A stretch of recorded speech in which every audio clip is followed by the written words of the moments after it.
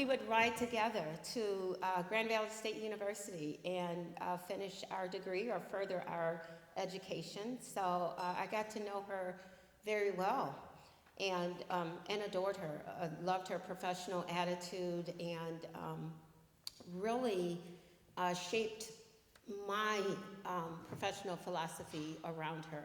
So just those hour drives back and forth helped.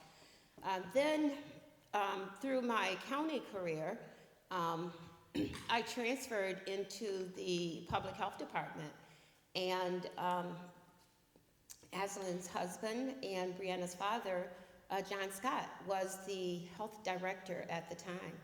And John Scott was another silent hero for me because he was a black man in a high-level profession, and I had not seen that yet in my career. And he was a brave black man because we would go to Lansing. I was the finance supervisor. We would go to Lansing, and he would actually he would wait until it's quiet or until everybody thinks everything's all good, and then he would challenge them and say, you know, I didn't hear you say you're designating money towards minority health or the improvement of black men. And he'd always catch them off guard. Then we'd go to a county meeting, and it could be a board of commissioners or even just with his boss, and so among directors, and Frank Benerick was the administrator at the time. And he'd listen, they'd get done, he'd give them an opportunity to think about it, but most of the time they didn't. So then he'd challenge them again. So he was just a very amazing brave man, and really implemented more programs for urban and minority men than ever before.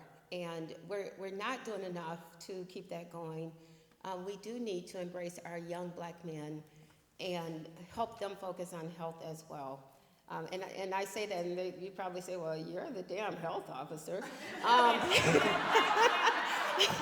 But you know, we have very limited dollars, and we need heroes. We need, just like all of our health and human service agencies, they really focus on a lot of vulnerable children and vulnerable. We don't have enough, honestly, that focus on young urban men to help them succeed beyond sports. So then how do you meet two amazing people and then find out that they've had a product, and you have to excuse me because my background is finance, and so I do use financial terms. She's a little more a living product. How about that? And just as amazing. Just as amazing as her parents, just as compassionate, and just as beautiful, and just as giving. And I want that. I use that. I use what Aslan did, and I said, I want to raise my kids like that. I want to do that. So Aslan, I have two successful girls, one 13-year-old that we're still working on, and I might need your number. But what you've done with your kids, and Brianna is one of the results, just one of many. I love you, Brianna. Everything we do, everything you're a part of and I'm a part of, you always shine. You're always consistent, and you're always there to help. Brianna was Rotary president of the Muskegon Rotary Club before I was president, but I believe Brianna put my name in there. And after a few years, then I became the president. But Brianna led the way. I can't say enough about her, so maybe I should just read what it is here. Brianna T. Scott grew up in Muskegon and attended Michigan State University, earning her BA in marketing. Next, Ms. Scott attended Wayne State University Law School. She received her Juris Doctorate from Wayne State University Law School in 2000. She is duly licensed to practice law in Michigan and New York. You can make much more money in New York. But it costs a lot to live there. Ms. Scott was hired as the first African-American assistant prosecutor in Muskegon County, where she worked for several years. During her final year in the prosecutor's office, she worked on felony criminal sexual conduct and neglect abuse cases, winning cases as she advocated for victims. Thereafter, she was hired by a law firm where she represented municipalities, practiced real property and corporate law, while also serving as a contract attorney for abuse and neglect cases in Muskegon County. In 2005, Ms. Scott founded the first minority, African American and female, law firm in Muskegon, and now employs a staff of 5. She has been active as a leader in our community. In 2018, Ms. Scott won a seat, 8-year term, on the Michigan State University's Board of Trustees. She was the 2019 Lakeshore Athena Leadership Award recipient. Her past and present board membership includes Delta Sigma Theta Sorority Incorporated, Access Health, Muskegon Lakeshore Chamber of Commerce, the Boys and Girls Club of the Muskegon Lakeshore, and the United Way of the Lakeshore. As well, she is a past president and first person of color to lead the Muskegon Rotary Club and has acted as the chair of its dynamic Diversity and Inclusion Committee since 2013. Additionally, she serves as legal counsel for the International Churches of God in Christ.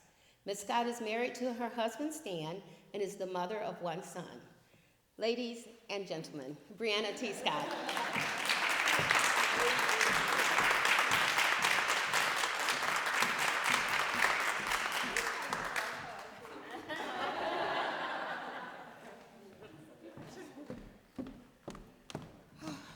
Following behind Kathy, who I admire, I always tell her I look up to her, is, quite the shoes to step into, but I just wanted to appreciate her while I can and just thank her for everything that she's poured into me, because a lot of what I've been able to do has been because she's also been there to answer questions, and she's always been beside me as a supporter, so I appreciate you very much, Kathy.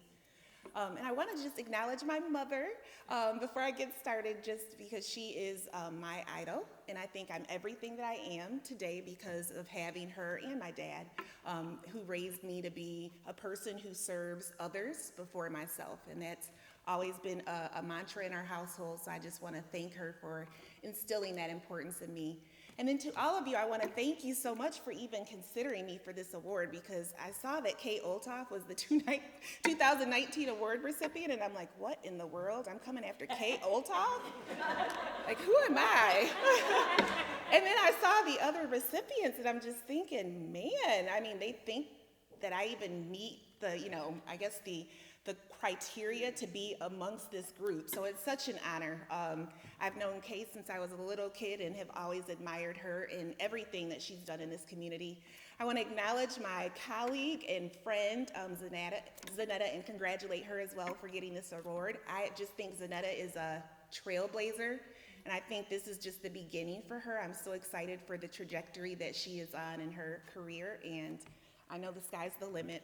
So now I'm just going to say that I consider this to be, probably one of the highest honors that I can get, because we as women, we have been so overlooked for so many years. And I think over probably the last 4 to 5 years, we are now considered a force to be reckoned with. People are no longer overlooking us.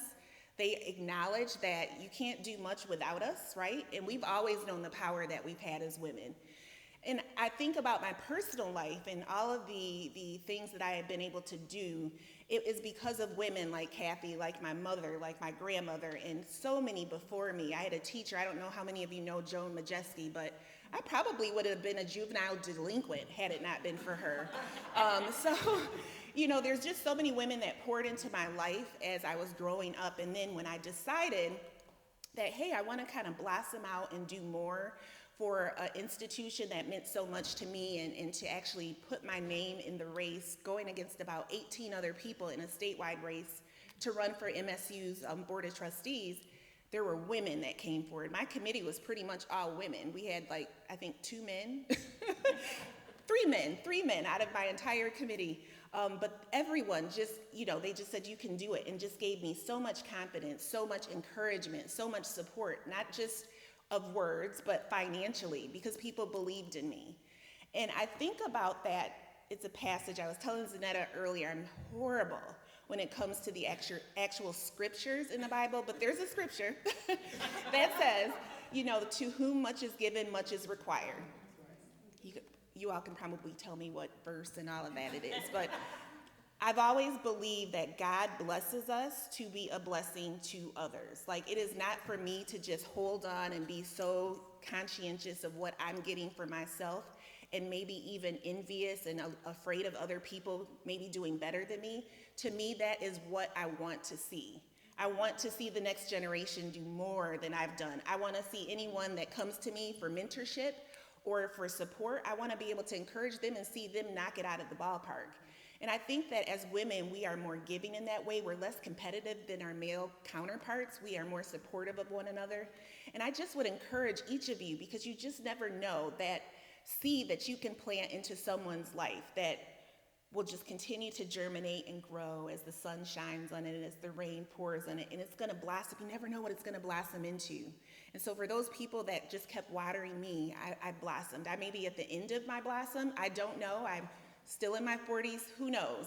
But the whole point is that it started from a very young age. And I think that we need to, with our young girls, get them mentors. That's what I grew up with. I had so many mentors growing up.